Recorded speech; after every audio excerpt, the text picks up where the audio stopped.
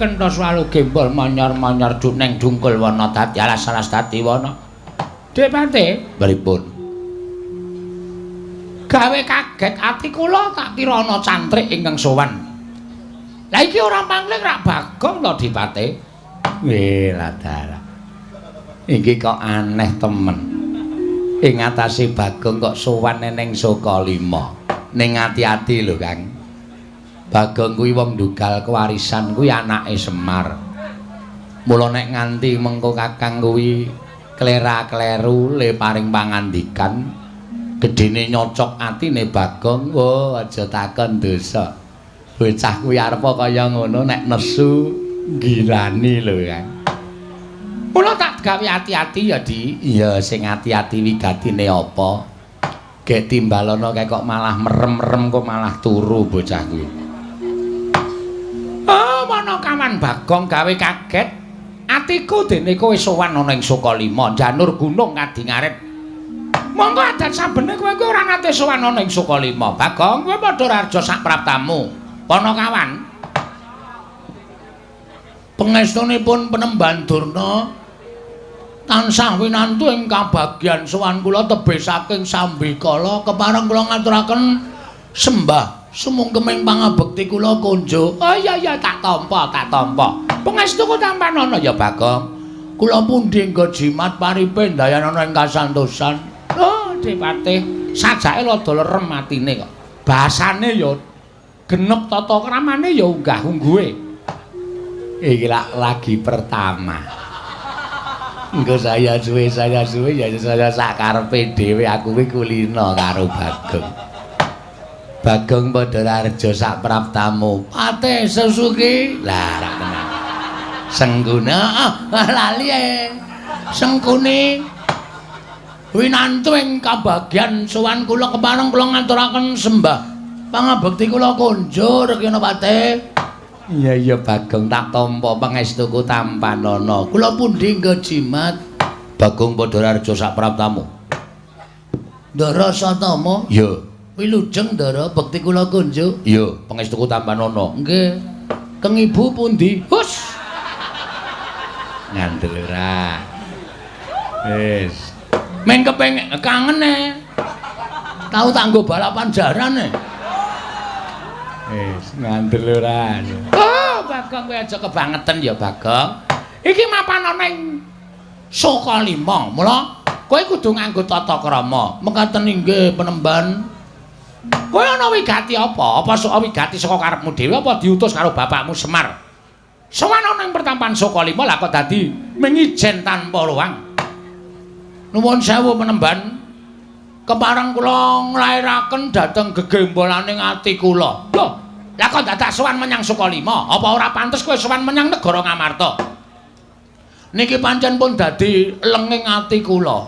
Kula kepengin sowan wonten ing pertapan Sukalima. Awit kula ngertos Penemban Durna menika mujudaken satunggiling guru mahaguru ingkang saestu lantip panggraitane. Sedaya sami mestani nek Durna niku ala, Durna niku elek, niku jane ora nyata, ming fakta. Anu napa? Niku ming napa jeneng kabar burung sing mboten wonten nyatane.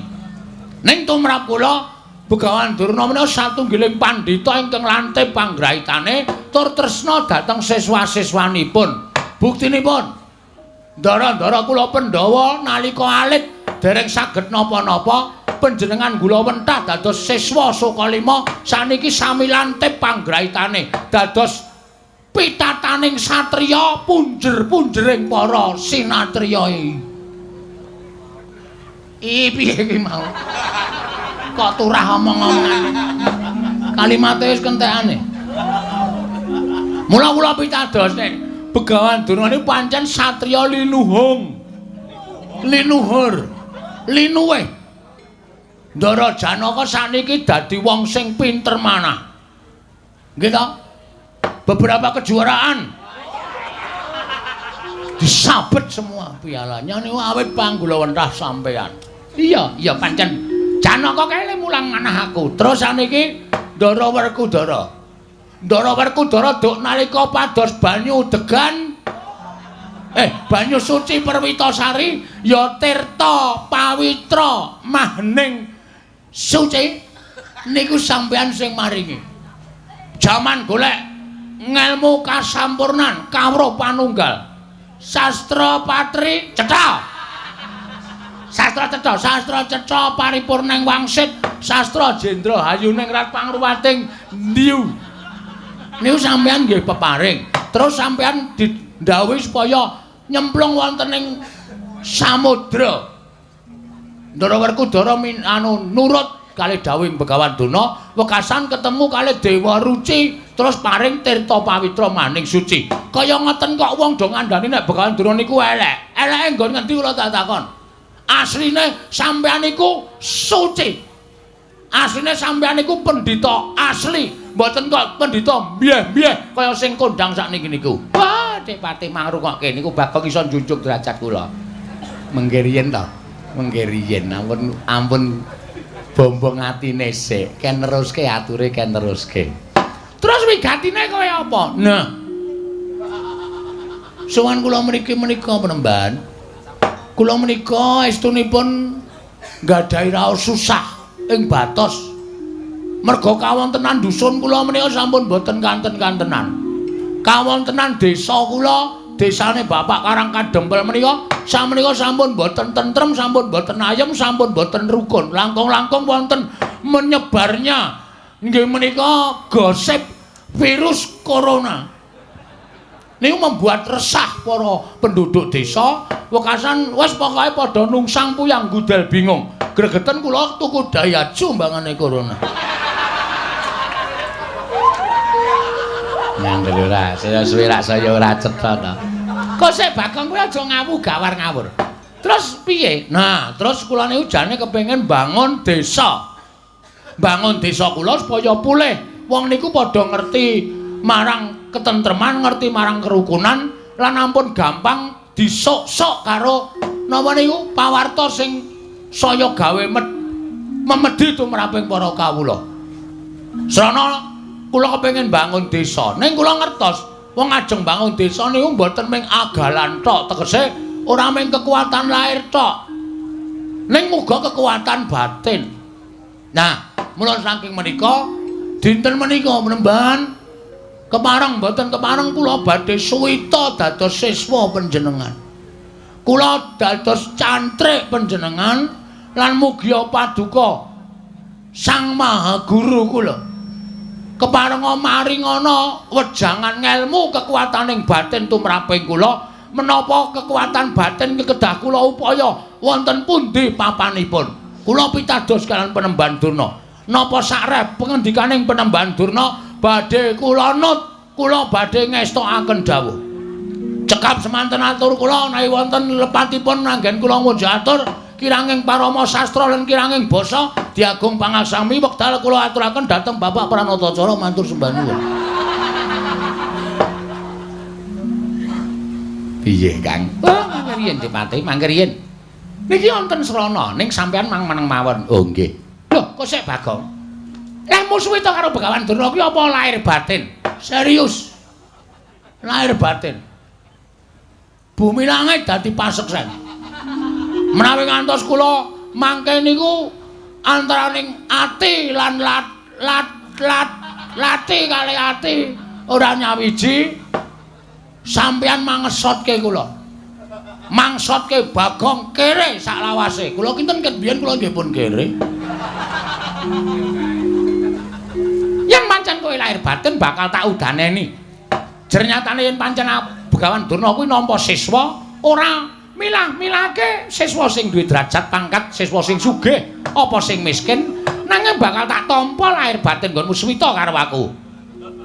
Estu Penemban, tenan Bagong. Pola nyenengake matur sembah nuwun nika kula nggawa gula teh. Oh iya. Menika diaturke sakniki napa mengke? Mengko wae gampang. Nggih. Engko ndak kowe kabotan. Wenting kok. Wong mung seprapat-seprapat. Ya wis ora apa-apa, tak tampa wong kuwi jenenge tresnane murid karo siswa. Nggih, matur sembah nuwun tanpa pepindhan. Lah ingkang salajengipun kula nyuwun dawuh, kula badhe kaparingan menapa dinten samangke kula Nyuwun pangendikanipun Begawan Durna. Oh, Bagong kowe tak kandhani ya. Nggih.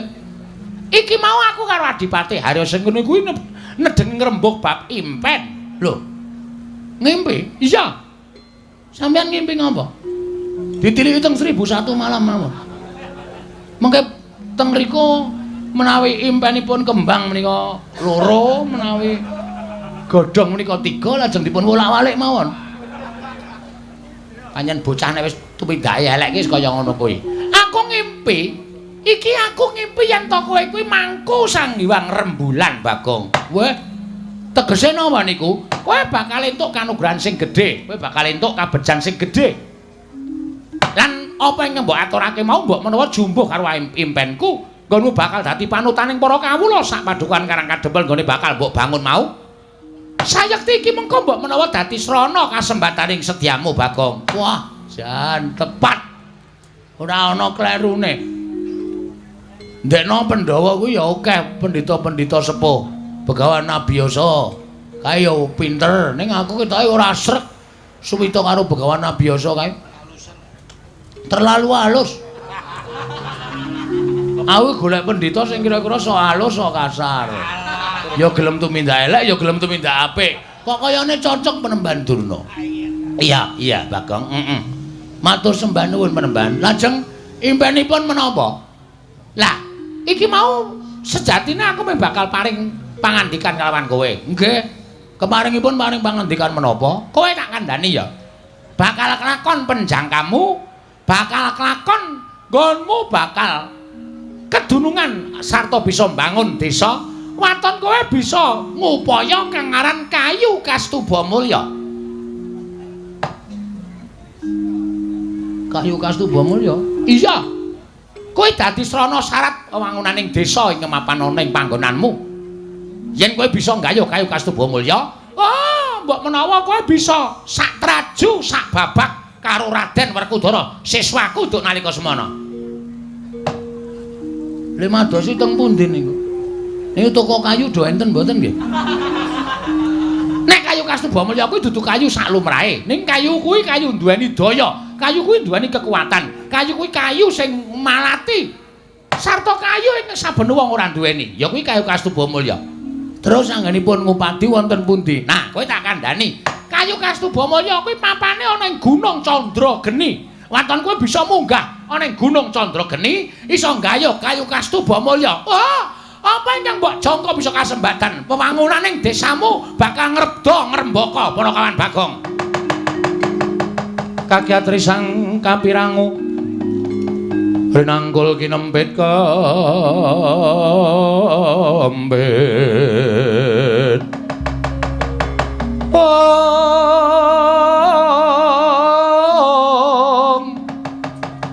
Dosang reknaning bawana ya si tukang walang ati, ya si tukang ngenasing tias, ya si tukang kutu kering ing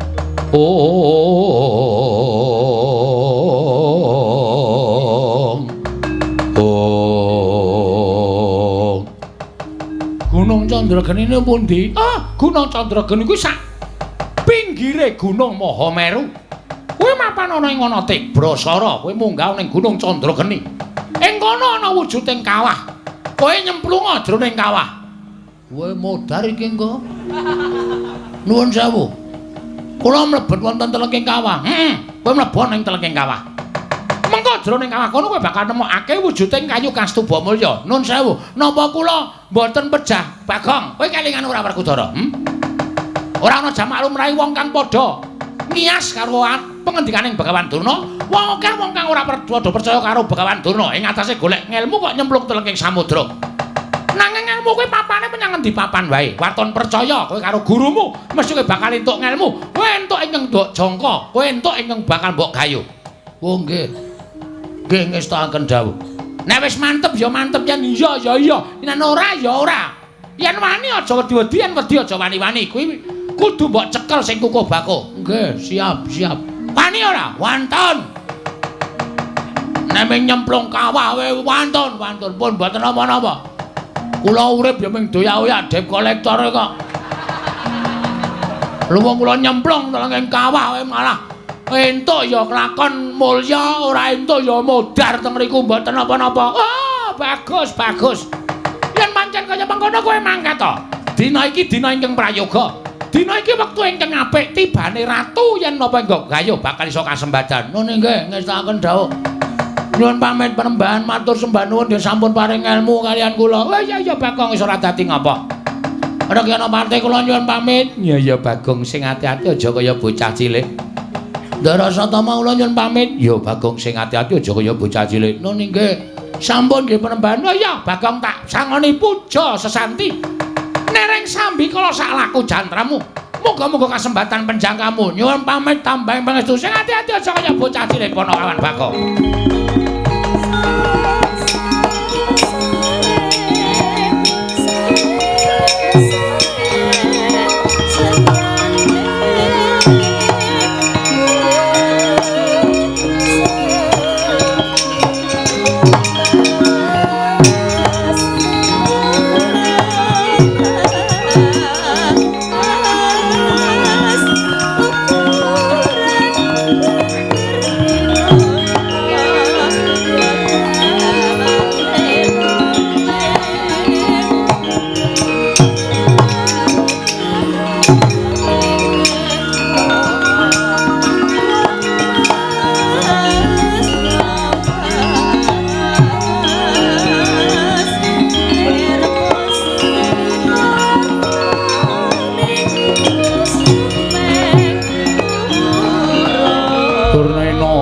Panalingane loro majaring ratri pinenggak jangkanira kapisanan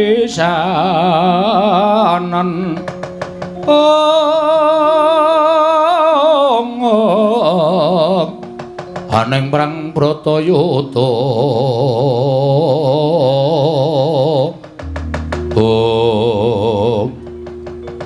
Kakang Mrembandurna disuwitani abdi wae. Sampeyan le paring ilmu kok ya kaya-kayane kuwi lahir batin. Nek ngoten pancen cetha nek Kakang Mrembandurna niku lahir ndedheple teng Astina nanging batin sampeyan ngrangkul marang para Pandhawa. Oh, mangke rimpin to Depate, mangke rimpin. Sampeyan niku nek mboten ngerti niku mang takon aja sok nemtokke manut karo ati sampeyan dhewe kok ndak ora apik kedadeane. Lah nyatane kula ngerti sampeyan menehi pusaka wujuding kayu kastuba mulya. Nuwun sewu, kayu kastuba mulya niku kaya ngapa kaya ora tau weruh. Lah kok iso ngandhake papane. Sampeyan wau kula rak pun jawil karo sampeyan to Di, pang meneng mawon iki enten srana. Sampeyan ngerti mboten Bagong niku sapa? Bagong niku anake Semar. Monggo Bagong niku ora kedadean saka sing gawe urip niku mboten. Nanging Bagong menika dumadi saka ayang-ayangane Semar. Mula Semar nika pancen kondang ora duwe ayang-ayang mergo ayang-ayangane Semar niku dadi wujuding Bagong. Dadi nek Bagong niku mengke tekaning pati, Semare mesti uga bakal nelongso atine. Gedhe-gedhene bakal tekaning pati Dipati. Lah dalah.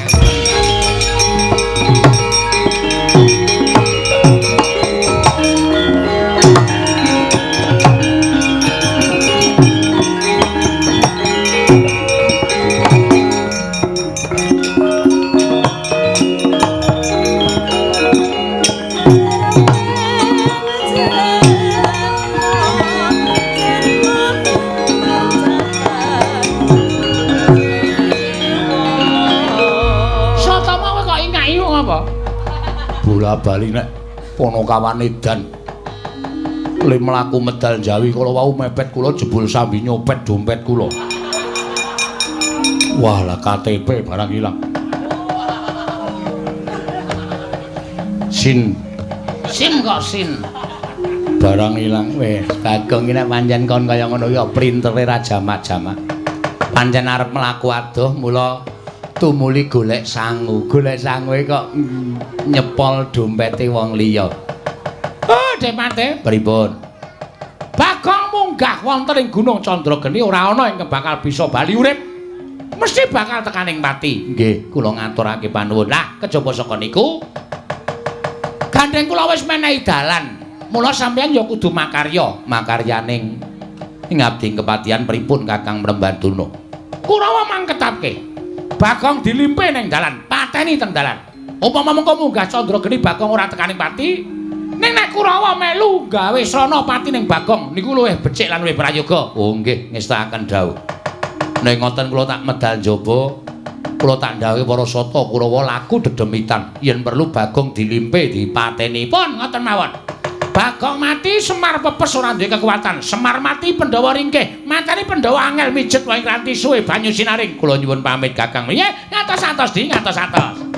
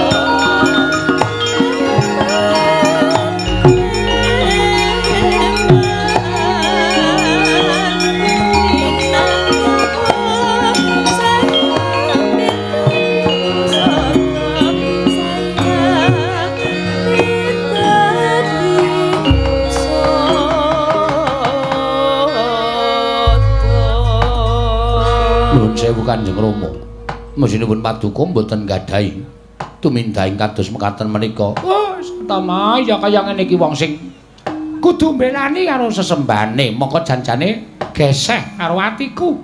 Ya wis ben ora apa-apa, wong nyatane aku ya mung dadi srana. Wis mongko perkara dosane tak tanggunge. Iki kabeh mung goleke kamukten kowe ya Kersa Tama. Nggih, ngestaken dawuh. Kowe dadi sawiji karo para sata Kurawa yen perlu bisa gawe srana patine Bagong. Nggih, ngestaken dawuh.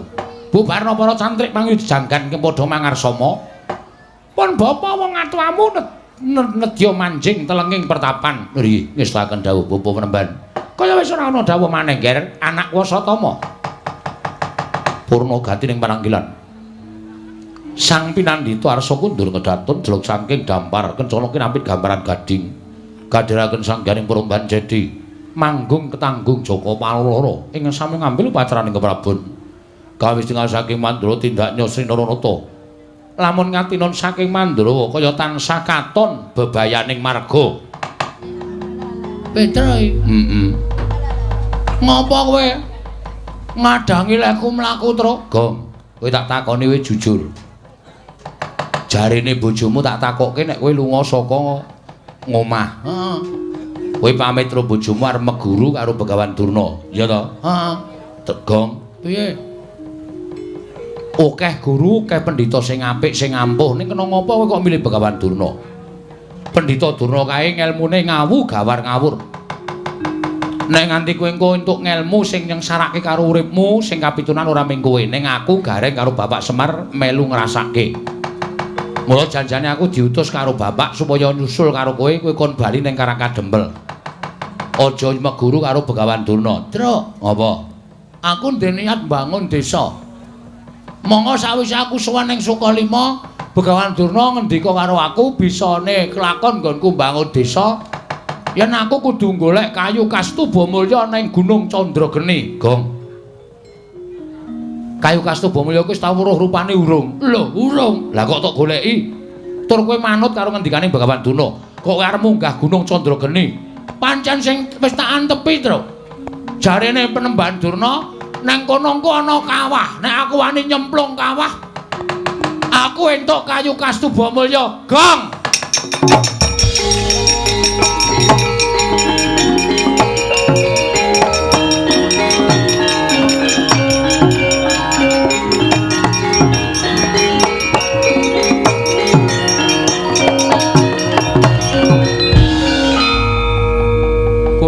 Ora to, Le?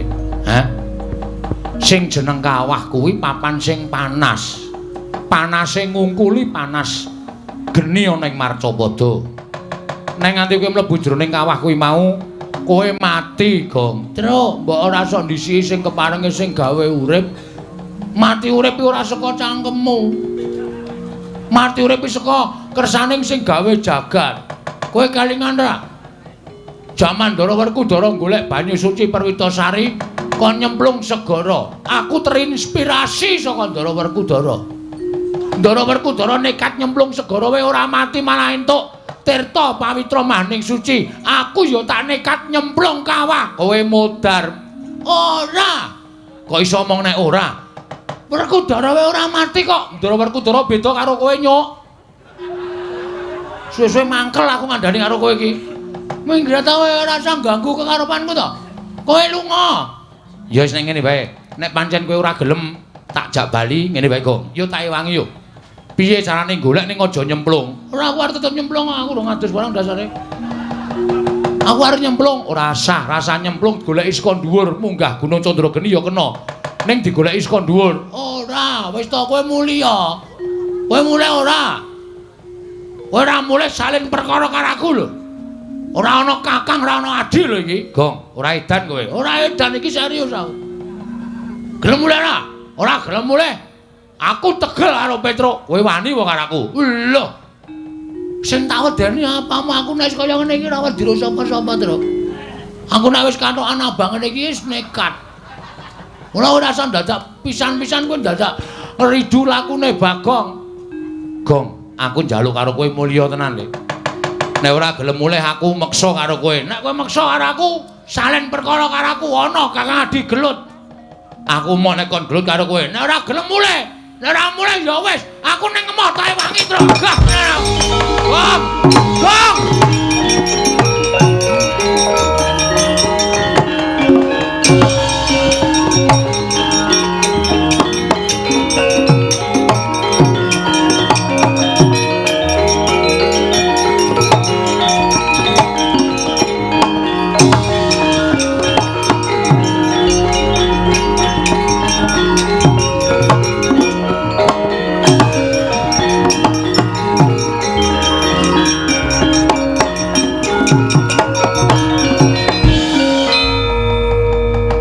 Bagong melayu-melayu nasak Karang Pradesan Kurawa nggone laku dedemitan tegese pacak baris aja nganti kawistara dening Bagong. Ih paman, sampun cetha menika pelajaripun Bagong Kartomarma wonten timbalan jupuka tombak sing ampuh utawa sing landhep clorongan tombak saka kene si Bagong.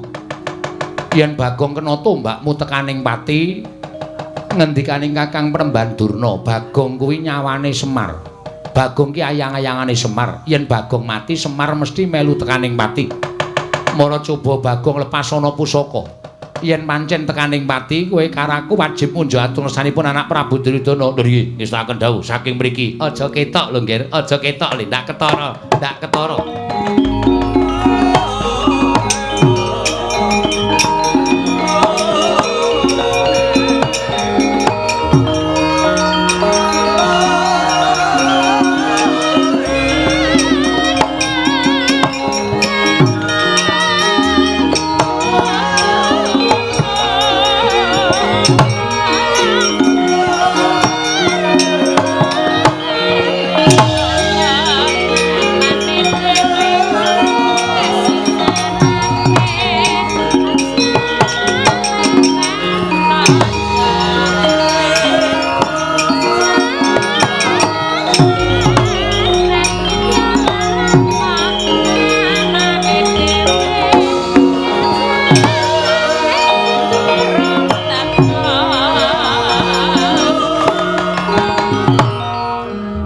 Kebat kaya kilat kesit pindha tatit lampahing pusaka ing dipun pasaken dening Sang Kartomarma.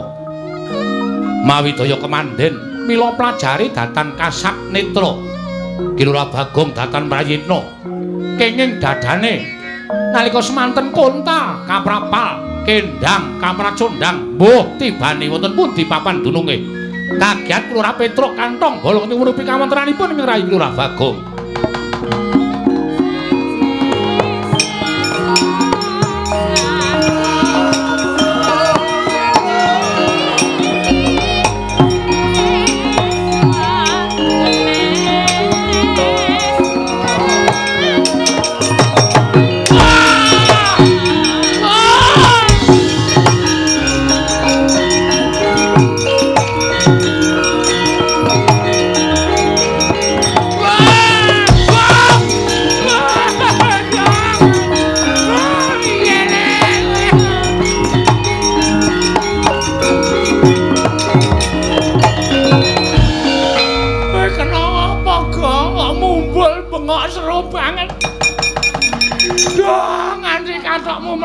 ora krasa.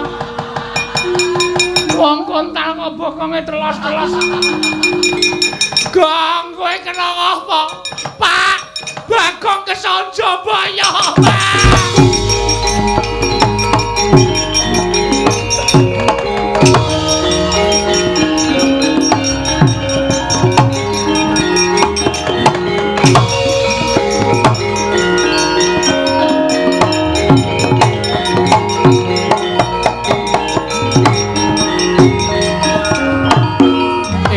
Wonten lengkahing Gunung Candrageni wonten samaning yaksa. Yaksa ing mapan wonten ing wana mila sinebat buta alasan.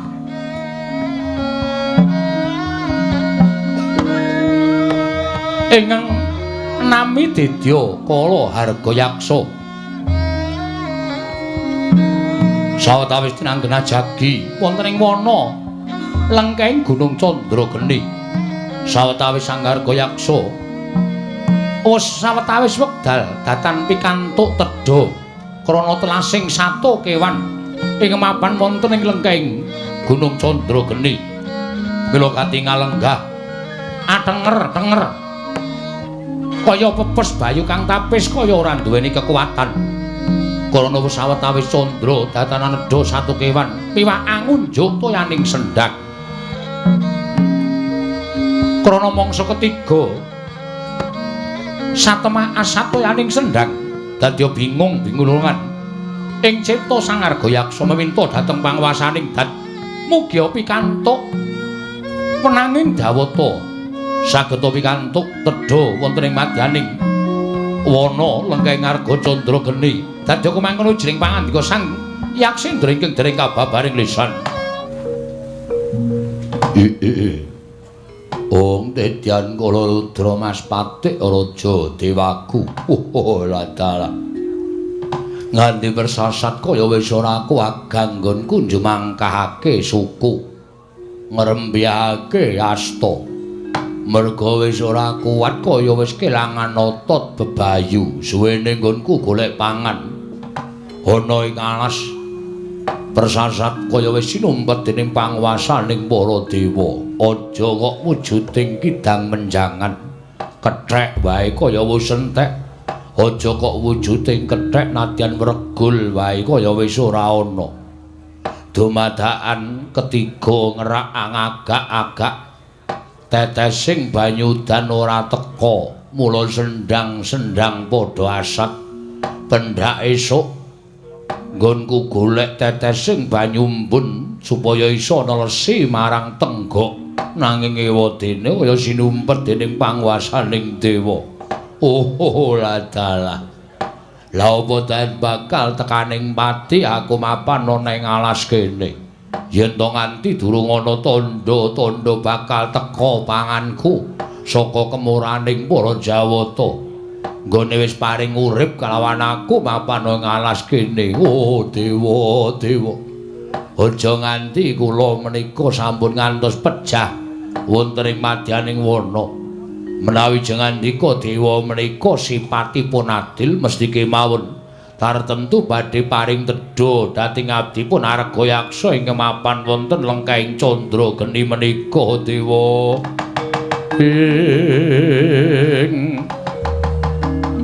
Rikat lampahing rata tanpantara prapteng sukuning Harga Ram kang tumingal.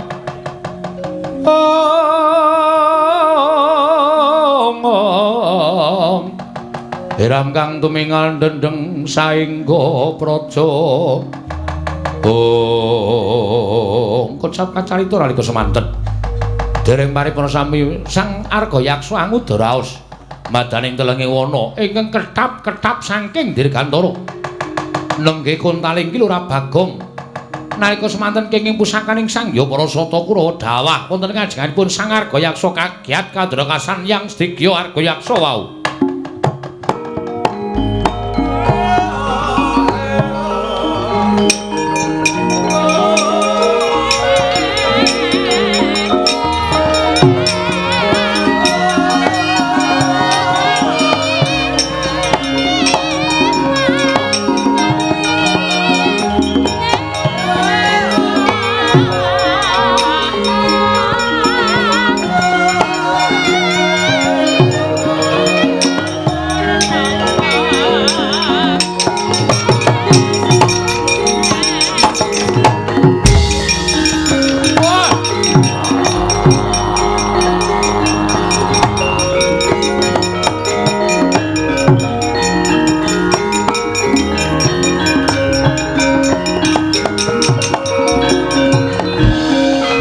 jagat risang kapirangu pinangkul kinempit kempit dosang regnaning bawana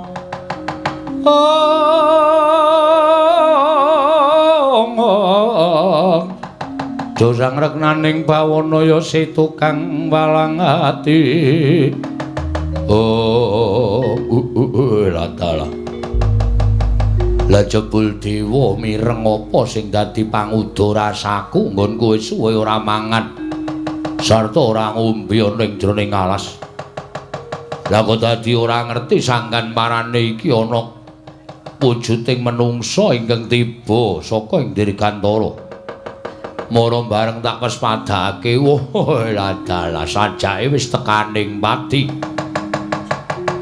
mbok menawa iki dadi utusaning dewa sarta pengadilaning dewa tumrap aku ngene wis paring pangan kelawan aku ya. Pawongan kowe aja sambat kaningaya. Gandeng kowe tiba ning arep aku mongko aku lagi nandhang luwe kaya ngene. Ndak pesthekake yen kowe dadi panganing Arga Yaksa mula tumungkul bapa ngakasa ibumu Pertiwi.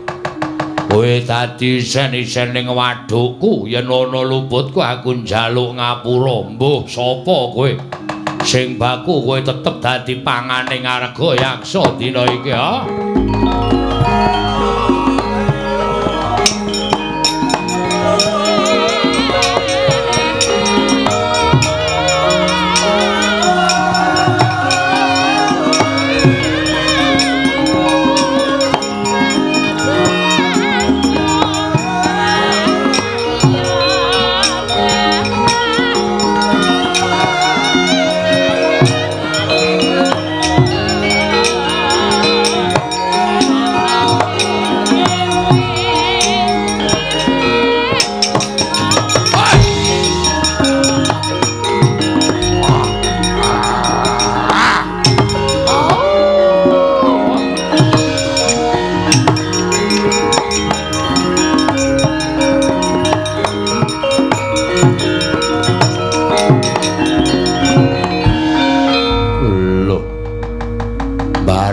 tak pangan kok tangi.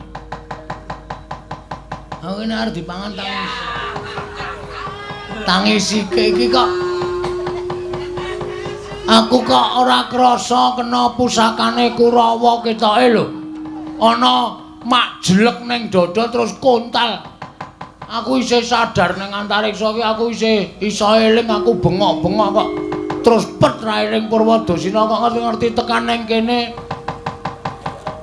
Iki ana gendruwo dengkulmu melocot. Iki sapa e? Lho, kowe iso urip. Heeh. Kowe tiba ning ngarep aku. Lho, aku tiba ning ngarepmu? Iya. Kowe sapa? Kowe takon karo aku ingkang jaga lengkeng Arga Candrageni. Aku Arga Yaksa. Arga Yaksa. Kowe sapa? Aku Bambang. Tenan apa piye? Kudu, Ding. Sapa? Joko. Wah, sing tenan sing ngendi? Ora, aku Bagong. Bagong.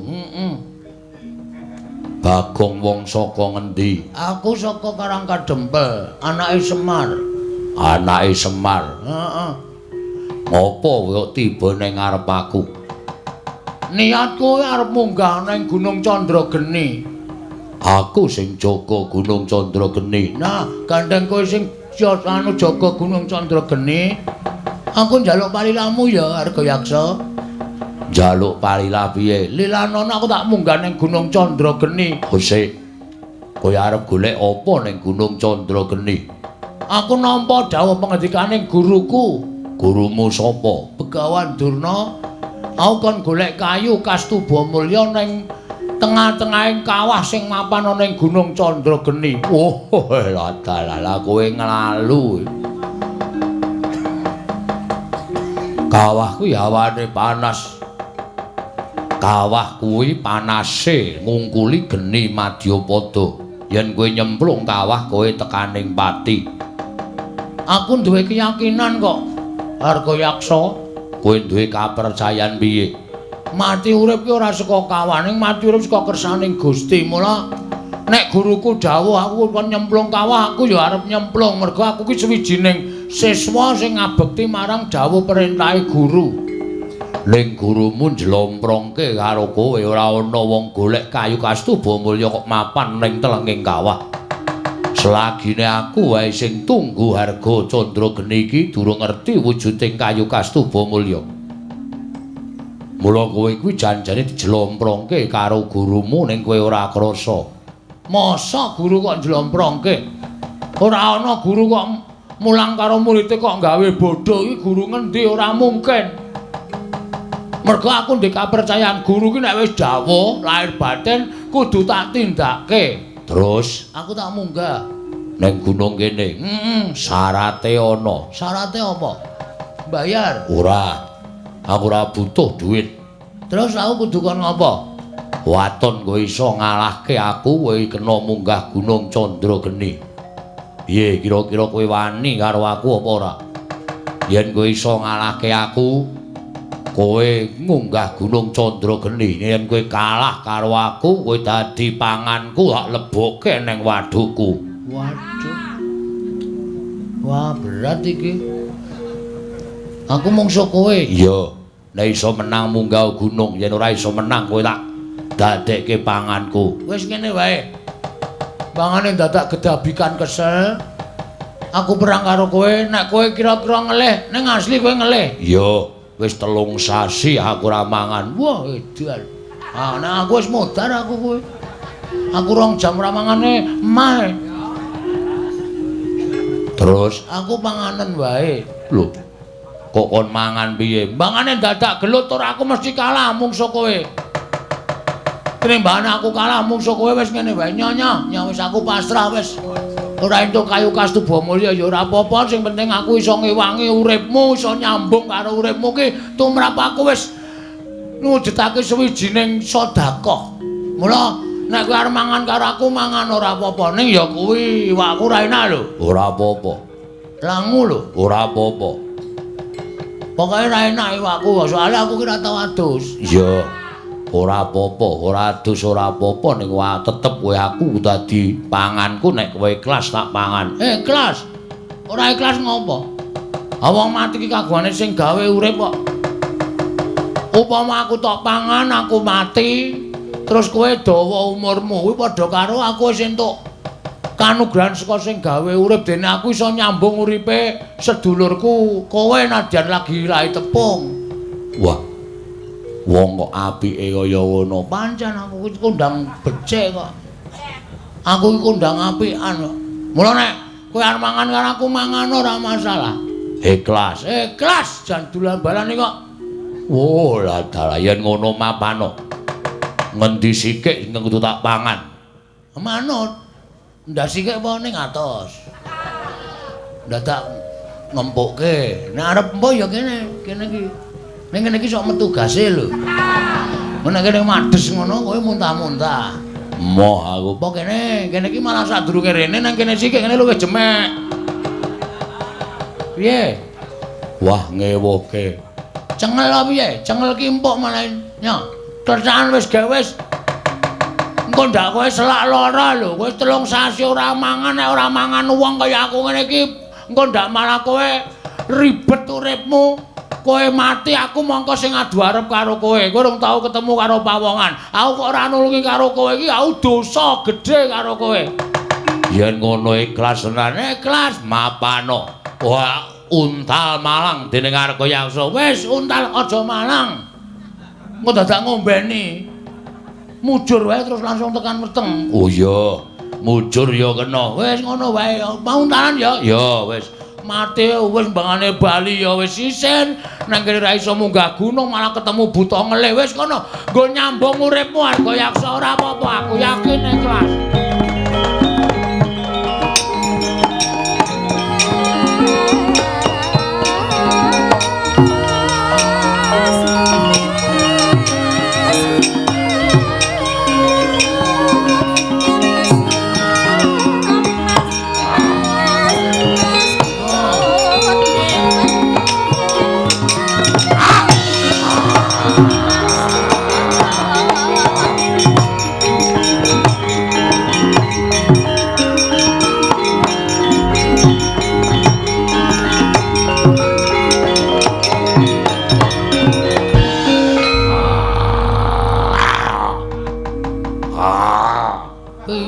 meng dimut e.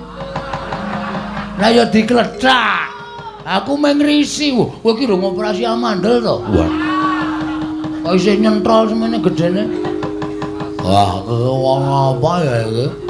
Wong dipang kok malah omong wae. Hak tamani siung pengapit demancep nang gulumu modar kowe. Wis gak ditamani siung cempet. Pengapit, pengapit.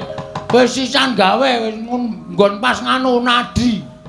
Ning nggon pas nadi engko langsung mati aku nek mengko ora pas nadi mah kejel-kejel lara banget kundan. Ya, iya wis gak wis. Tan samar pamoring sukma sinukmaya. Sinukmaya winayu ing asepi. Oh. Kocap kacarita.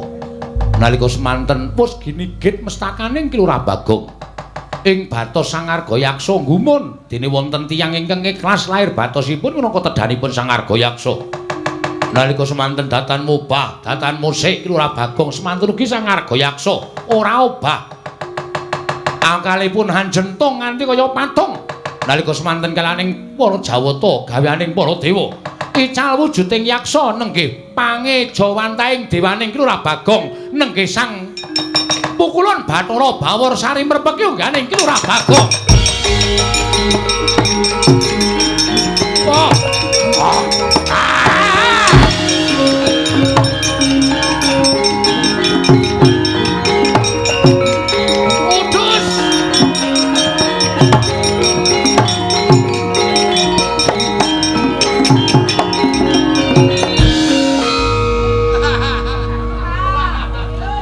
Aku malah ngedep kaca pengilon. Hong milahing Mastu nama sidam skaring bawana langgeng. Bagong ngerti yo. Ulun ingkang tansah momong kelawan jeneng kita. Sejatine kita kuwi uga titisaning dewa, mung dewa ingkang ora nate den ucapake dening para titah. Weh. Samane ku dewa to? Iya, kok elek. Lho. Mergo sing tak njingi ya raine kaya bokong. Wah, iki dewane ya atos iki suarane. Panjenengan sinten asmane? Ulun Bathara Bawarsari. Ulun Bathara Bawarsari ingkang tansah momong kita saksuwene kita wujud Bagong kaya ngono. Panakawan. Aduh, pukulun.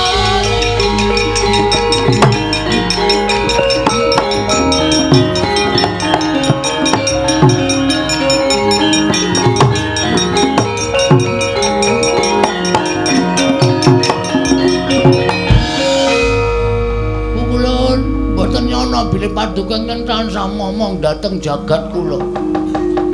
Kula ngantoske calan kiblat pukulun.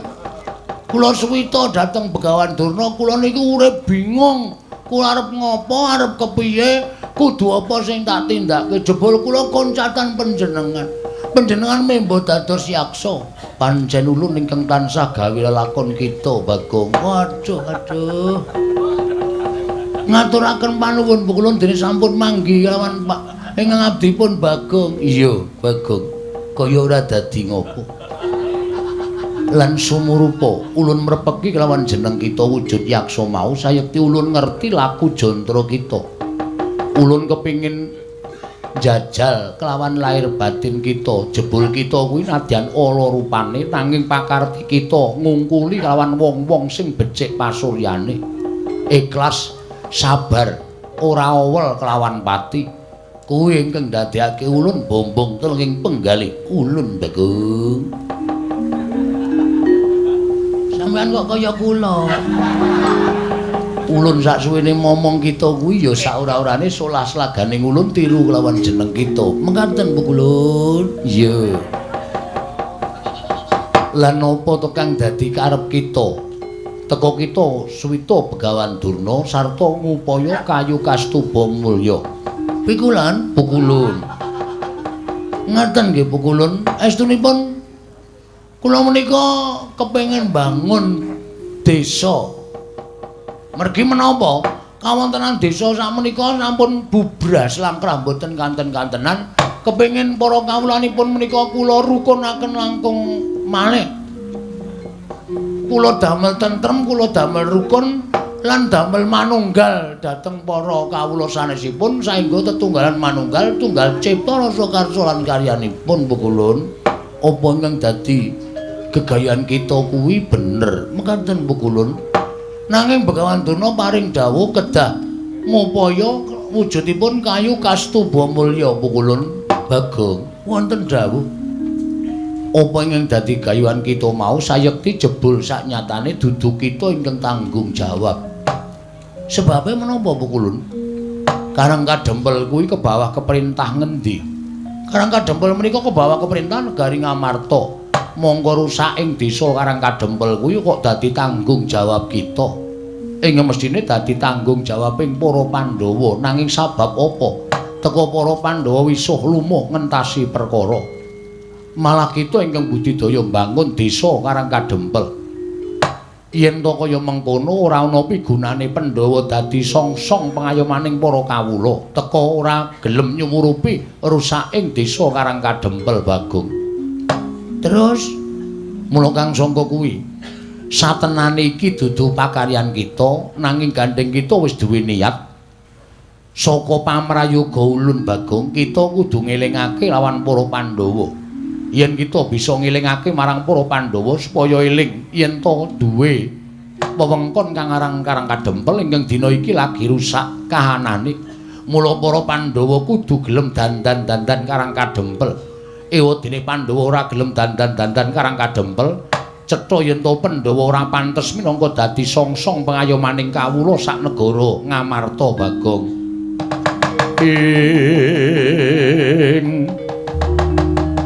Kagyatri sang kapirangu rinangkul kinampit kambeda sang reknaning bawana.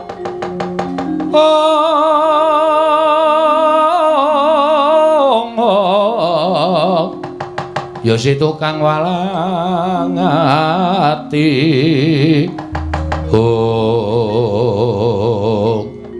Mekaten pukulun. Iya. Lajeng keparengipun apa ingkang kita upaya kayu kastuba mulya bakal ulun paringake lawan jeneng kita Bagong.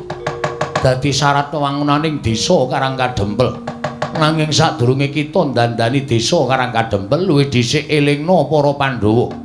Ora jeneng kita wani lan para Pandhawa nanging ngelingake sabab piyayi sepuh padha ngendikake, wong kang pinter padha ngandhakake sak apik-apike wong isih eneng alane.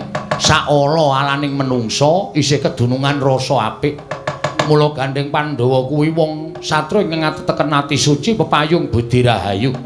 Nanging sing jeneng titah kesawapan kulit daging kuwi isih duwe rasa kleru lan isih bisa tumindak luput. Mula kang sangka kuwi wong kang kaya kuwi ingkang wajib madhangake lawan para Pandhawa. Inggih ngestakaken dawuh pukulun. Lajeng kepareng paduka mara gage tampan ana kayu kastuba mulya ingkang kita upaya Bagong.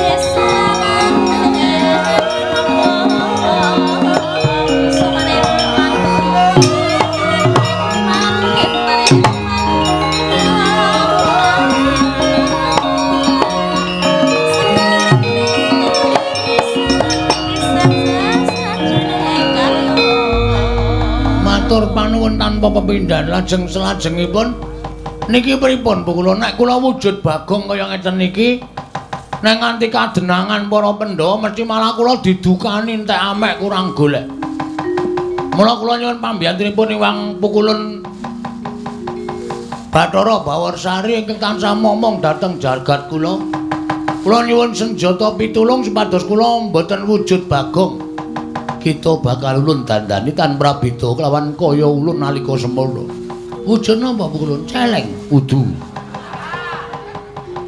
Wujud buta Bagong. Wujud buta kados panjenengan kala wau. Iya Bagong. Sawise kita wujud buta, ulun bali lawan jagat kita. Ulun bali momong lawan kita Bagong. Nggih ngestakaken dawuh lan dadi pangertenmu. Yen to niyate Durna lan Kurawa kabeh mau sayekti ora kok bakal maringi bebungah wujuding kayu kastuba mulya. Nanging mun dadi srana nggone bakal padha kepengin gawe patimu. Sabab kita kuwi dumadi saka ayang-ayangane Semar. Ulun ingkang diutus dening Sang Hyang Jagat Giri Pratingkah kinen manjalma wujud titah saka asal mulane alan ayang-ayanganing Semar Badranaya. Mula kita ulun dandani wujud yaksa kaya ulun lan ulun bali manjing angga kita. Nune nggih ngestakaken dawuh sawise kaya mengkono kita budhal marang Praja Ngamarta. Barang wamuk ning Praja Ngamarta. Wah, mengke nek wong-wong Pandhawa mboten wonten sing ngalahke kula, aja kuwatir. Iki dadi sarana Pandhawa eling kelawan desa Karangkadempel supaya Pandhawa uga mbantu kelawan nggon kita duwe niat bangun Karangkadempel. Ngestakaken dawuh pukulun. Megenga napas sawetara Panakawan Bagong. Tan samar pamoring sukma sinukmaya winah ya ing asepi. Sumimpun teleng ing kalbu pambukaning warana.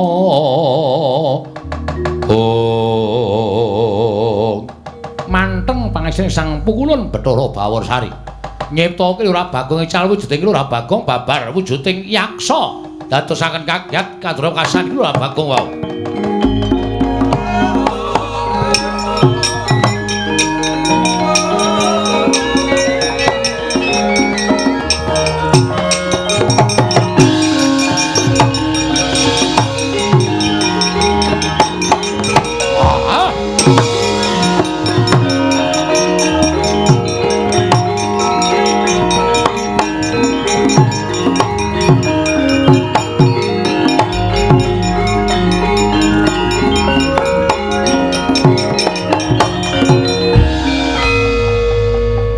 Wis wujud bali kaya asal mula nalika ulun mimba yaksa. Nggih, Pukulun. Lajeng kepareng paduka Pukulun kados pundi? Ulun manjing sajiwaning ngangga kita. Kanthi wujuding kayu kastuba kila bakal dadi wong kang digdaya sekti kalintang jayaning perang. Tumuli budhal marang negara Ngamarta. Elingna para Pandhawa yen to Pandhawa duwe kewajiban uga mbangun desa. Ora mung Karangkadempel nanging desa-desa ing menapa dadi wengkoning negara Ngamarta kuwi wajib digatekake dening para Pandhawa. Iki ngestakaken dawuh Pukulun monggo latri manjing angganipun ingkang ngabdi. Kosik kita arep nganggo jeneng sapa? Waduh la menika ingkang repot. Dipun keparengaken kula menika wujud buta. Kula badhe mawi tenger Dedya buta galak. Nganggo jeneng sing apik, Bagong. Nggih, kula bingung mawi nami napa. Jajal Werka. Wah, menawi jajal kudu tumbas. Jajal kok ora tuku, aja ngecul. Ulun dudu panggeculan. Ulun manjing anggo kita. Inggih, ngestakaken dawuh Pukulun.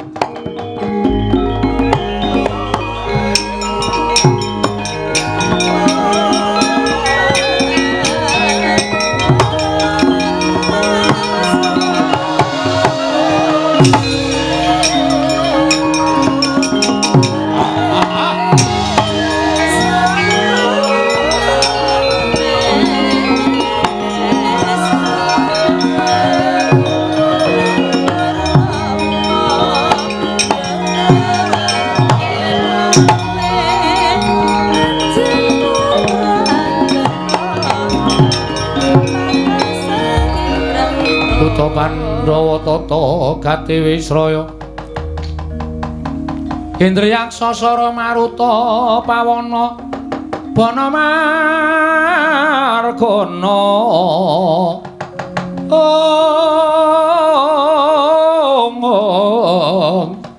Samirana lan warayang misikan magulingan lima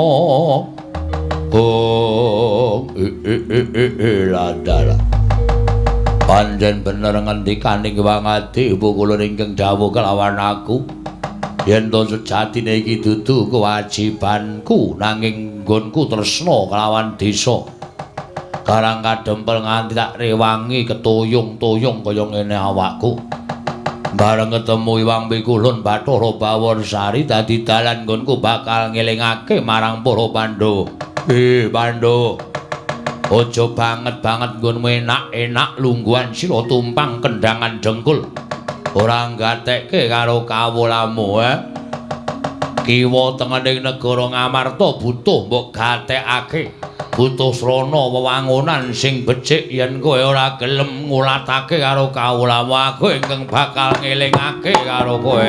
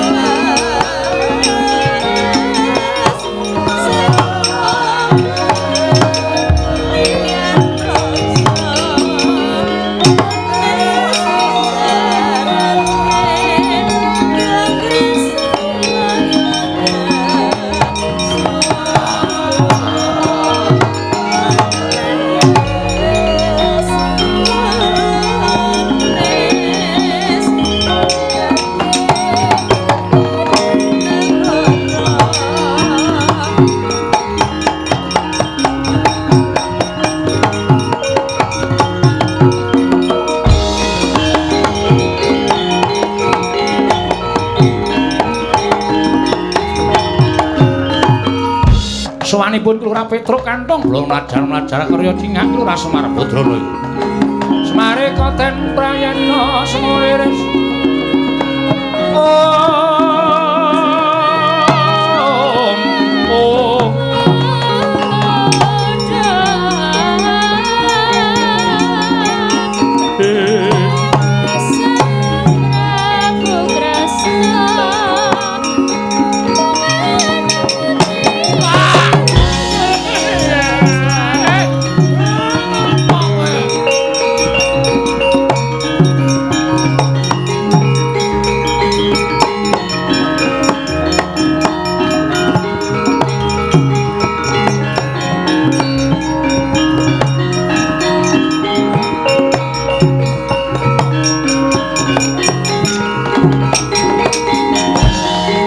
Koten Prayitna Semuriris eka balik titiyane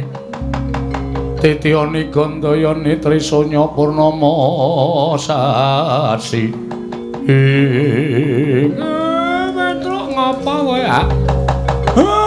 teka-teka kok nangis kaya bocah kowe omong kowe takon usul adimu Bagong lah kok malah kowe bali nang Karang Kadempel nangis Ketiwasan, Pak. Aku wis ketemu karo Bagong. Lah kok bocah ora tok jak bali. Sampeyan ngerti dhewe to sifate Bagong kaya ngono kae. Wis duwe kekarepan ora kena dipenggak karo sapa wae. Anggepe dheweke iki Ndara Werkudara muni ngono. Terus piye? Bagong suwita karo Begawan Durna. Bagong duwe niat arep bangun Karang Kadempel. Bagong kuwi, Bagong niat bangun desa. Sowan Begawan Durna jarene Durna ngomong syarate bangun Karang Kadempel Bagong kudu golek kayu kastuba mulya. Kuwi apa kuwi? Aku dhewe ya ora ngerti wong bangun tak kandhani ya ngeyel. Bareng ngono Bagong bloko karo aku minggir truk aku arep munggah ning Gunung Candrageni arep nyemplung kawah golek kayu kastuba mulya. Bagong, tak elekke ora kena Bagong mlayu tak tututi. Ning jebul didingkek karo Kurawa. Kurawa laku dedemitan Bagong kaya kena pusaka kontal Pak Embuh menyang endi papan dununge.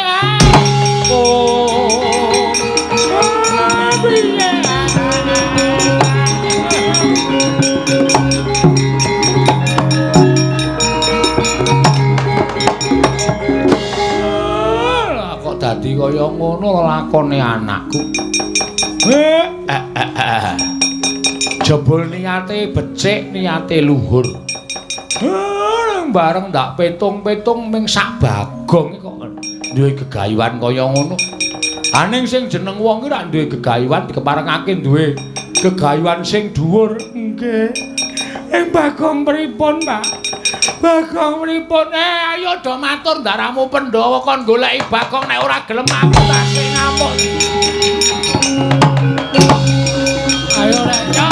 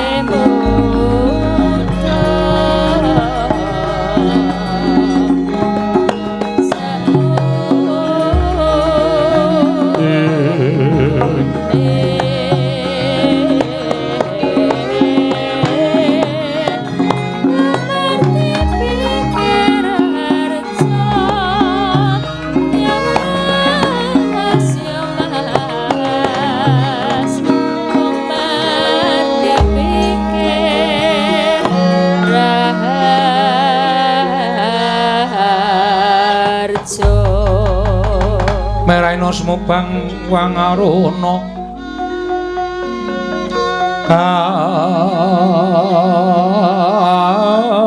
dinetraning uga rapuh sabdaning kokila ring kanikara saketar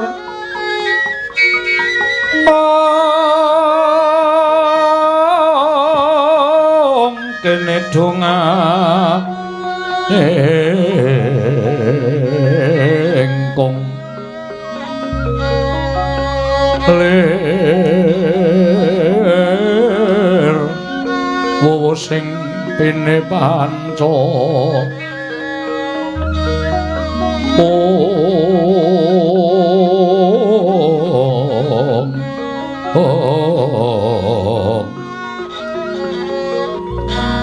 Pepetoke ngayam wana mrak manguwuking pagakan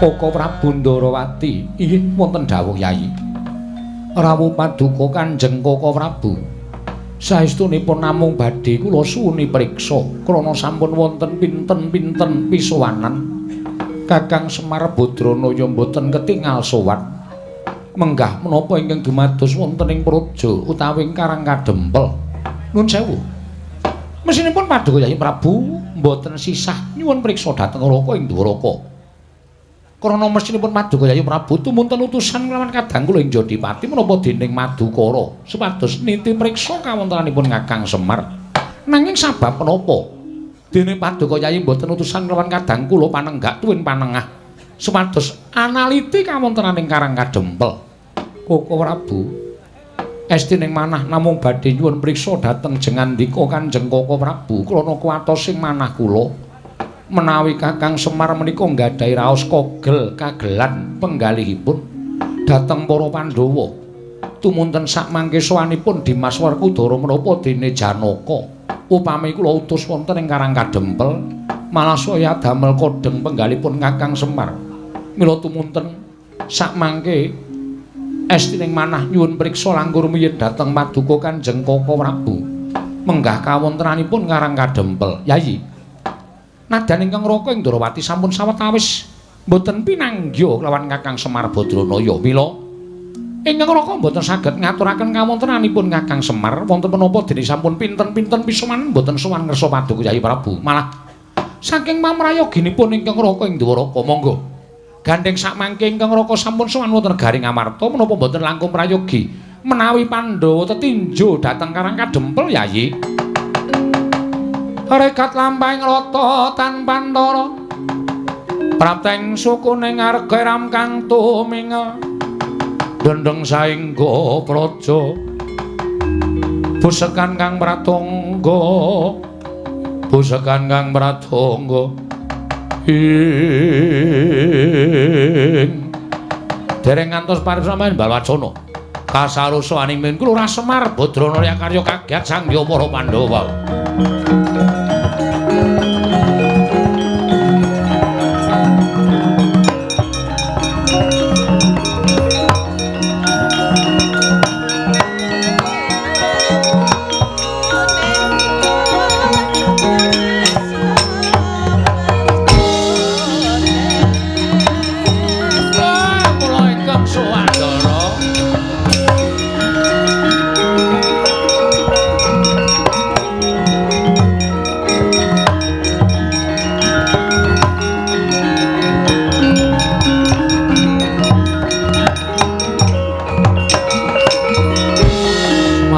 den mrayitna semuriris eka balik titiyane gandayane Kakang Semar ning apa malah kepasang yogya katuju ingin dene dina samengko Kakang Semar nedheng dadi pirembaganing negara Ngamarta malah dina iki tumuli sowan marang Praja Ngamarta nanten lempat kula nyuwun pangapunten sawetawis panci kula mboten sowan mergi kawontenan Karang Kadempel Ndara ingkang mboten kanten-kantenan kawontenanipun kawula tebih saking raos tentrem pokokipun menawi kula aturaken menika mangke panjang ingkang langkung wigatos kawontenanipun Karang Kadempel menika dados kawigatosanipun anak kula Bagong tumunten Bagong kepengin bangun desa srana piyambakipun pados kekiyataning Batos Suwita dhateng Begawan Durna.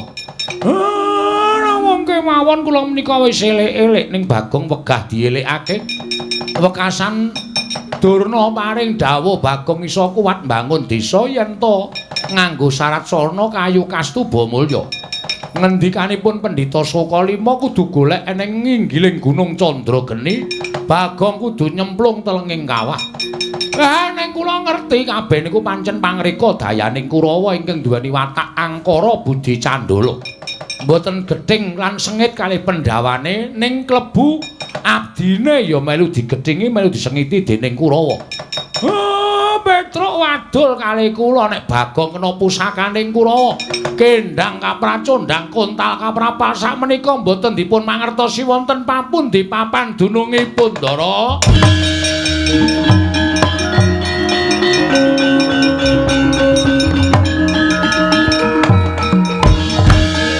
Koko Prabu ngawontenanipun Karang Kadempel jebul mekaten. Ketitik Kakang Semar pinten-pinten pisuwanan boten keparang sowan.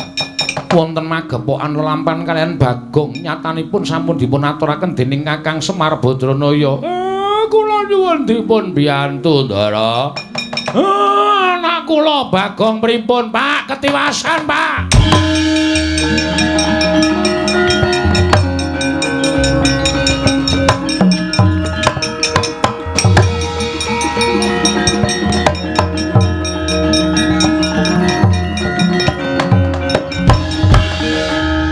Kawan Petruk mlayu-mlayu ya gene matur Ndara Puntadewa sewu klepatan diagung pangaksami. Nedhengipun kula tenggo wonten alun-alun negari Ngamarta mboten wonten sangkan paranipun dugi kula mboten mangertos saking pundi asal mula bukanipun wonten yaksa ingkang ngamuk punggung Suratamta Nirbaya Nirwikara Werkudara Janaka Jakaya bocah cilik.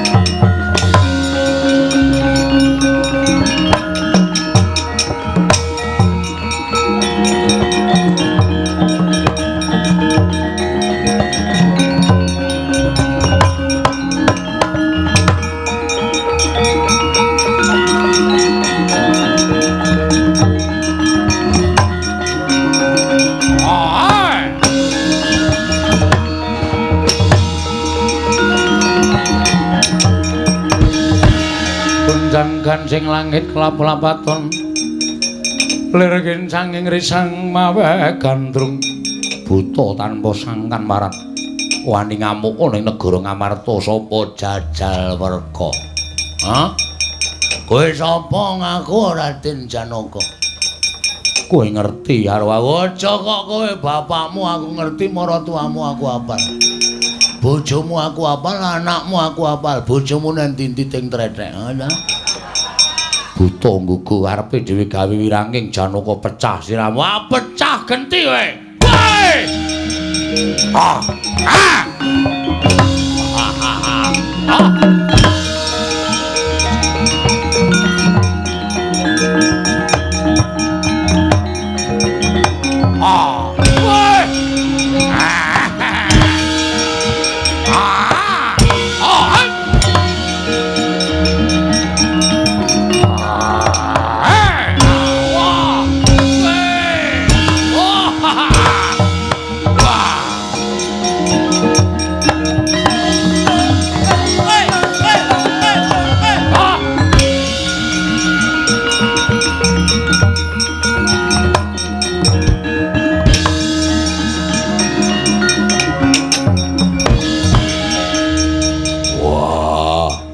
Eneng buta rambute digelung kaya aku. Oke, salon buka.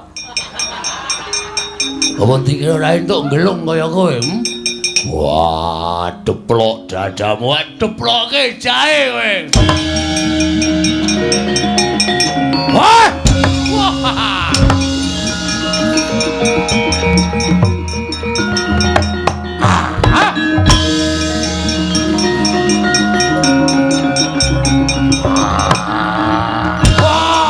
Ora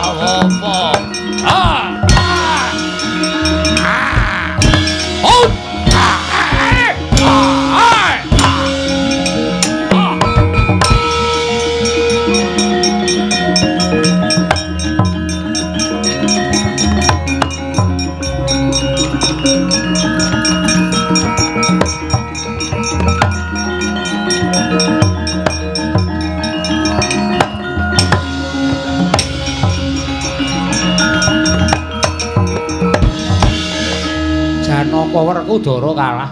Koko Prabu Kasinggihan. Butane ampuh. Lehku serik. Rambute kaya aku. Lah wong ming dipadani rambute kok lara ati lho. Wah, sing madani wing wujud buta. Kresna kakangku mangsa Baranga. Kaya ngapa wujude tak tandangane.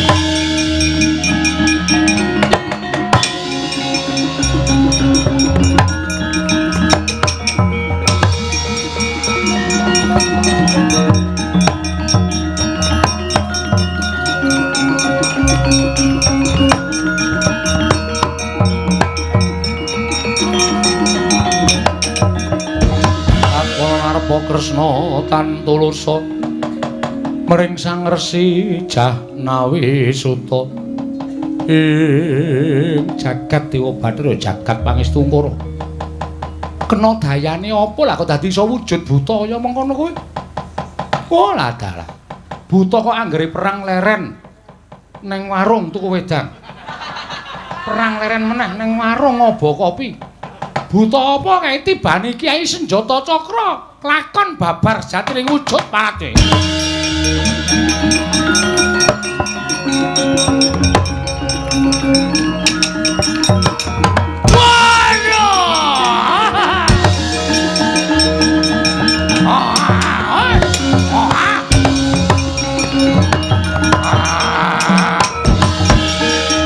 Suramrata, Jayamrata imbang yen padha-padha. Wis malih aku. Wis ngono kok. Apa? Wah, badar iki. Ora kowe kok dadi buta barang ngopo? Protes. Lho. Protes karo sapa? Demo. Dalam rangka ora trima. Karo sapa? Pandhawa. Kon tengan kene. Dokon rawa mrene. Aku arep matur karo Pandhawa kabeh.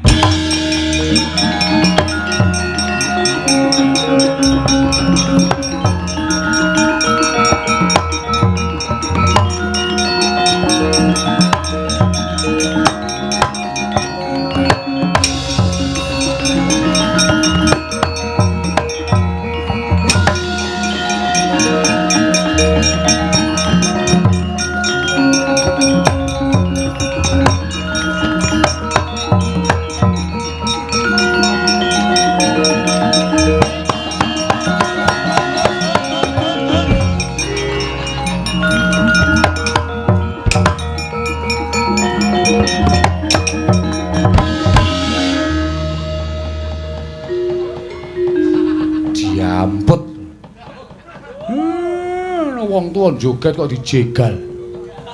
Ana kawan Bagong. Nggih. Bagong. Nggih. Bagong. Nggih. Nggih, Bagong. Kowe sik. Bagong. Nggih. Aja dhisik kowe. Nggih. Selak kesusu iki lho. Iya. Alon-alon. Bagong urip. Maksudnya aku mati. No ya. Sik, Pak. Diem, Pak. Nuwun sewu. Kula nyuwun tulung Ndara Kresna supados nglempakaken para Pandhawa menika istunipun kula ajeng nyuwun prisa.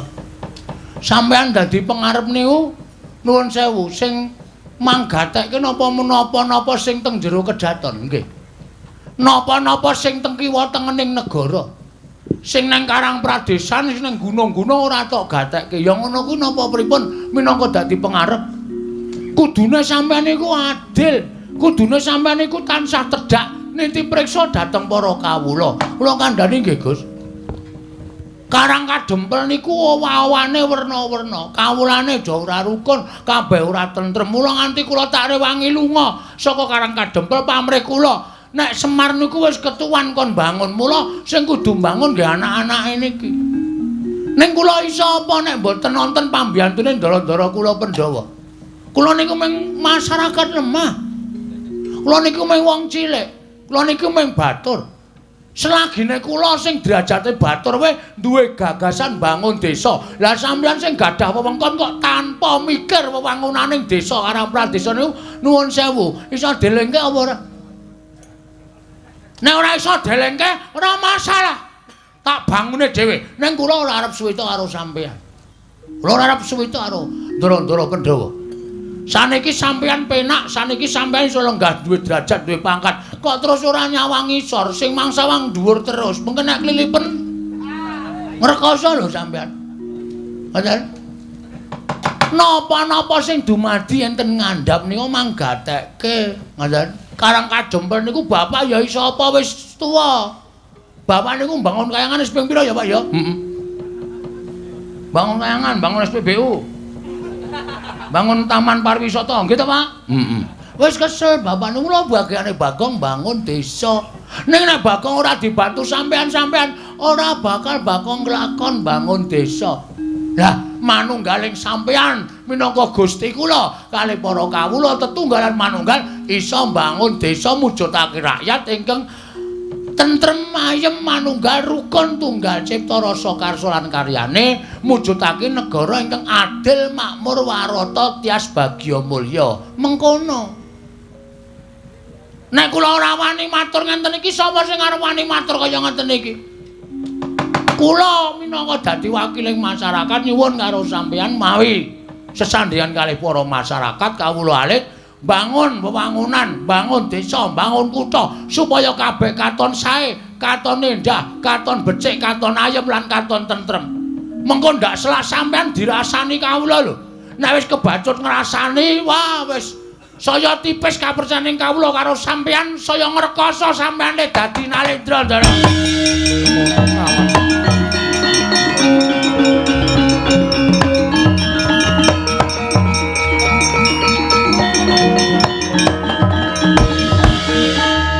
Bathok bolo isi madu.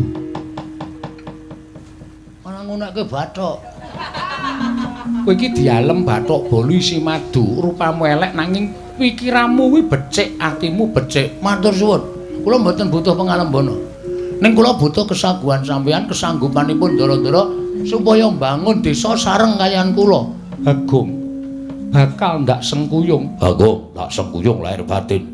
Ana kawan Bagong ndak sengkuyung lahir batin. Ana kawan Bagong aku ya nyengkuyung lahir batin. Anak sing ngerti karo wong tuwa ki meng kowe. Meng kowe, Bagong. Aku ora butuh gareng. Aku ora butuh Petruk. Waton isih ana kowe, bapak iki rumangsane isih kaya urip. Kowe kuwi elek rupamu ning aten-atenmu lah kok. Kowe ya wani ngelingake marang bendaramu ingkang nedeng kalimbut. Tole muga-muga klakon penjangkamu pono kawan.